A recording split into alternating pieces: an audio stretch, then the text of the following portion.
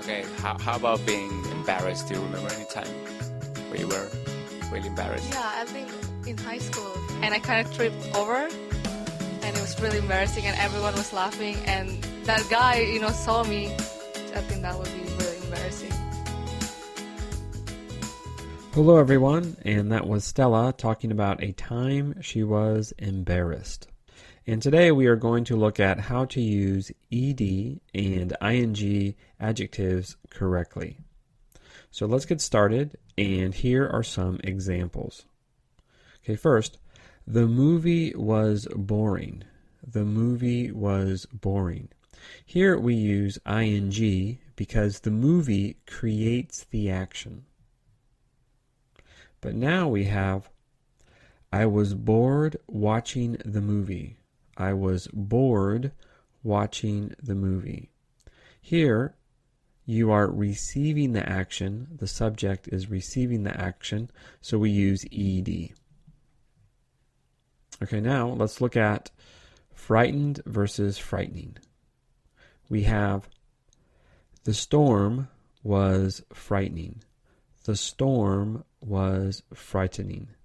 Here we use ing because the storm is creating the action. But here we say, I was frightened during the storm. I was frightened during the storm. Here we use ed because I is receiving the action. All right, now let's look at disappointed versus disappointing. You would say, my grades were disappointing. My grades were disappointing. So your grades are creating the action. They are the agent of the action. So we use ing. But you would say, she was disappointed in her grades.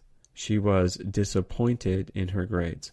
So here we would use ed because she is receiving the action.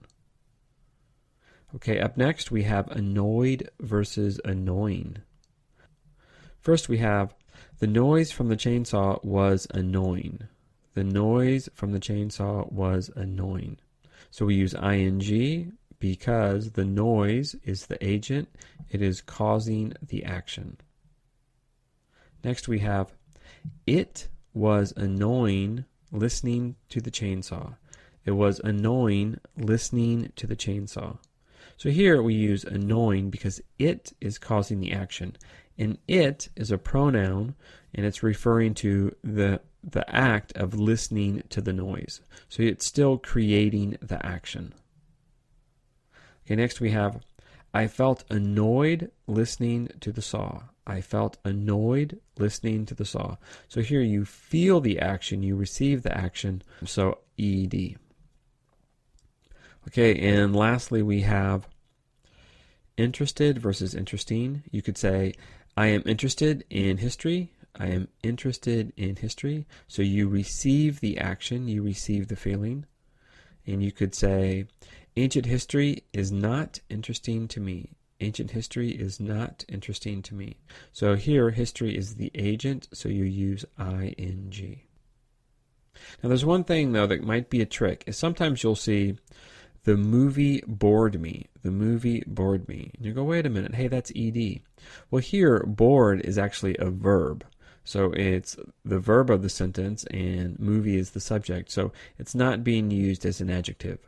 But the movie bored me means the movie made me bored. The movie made me bored.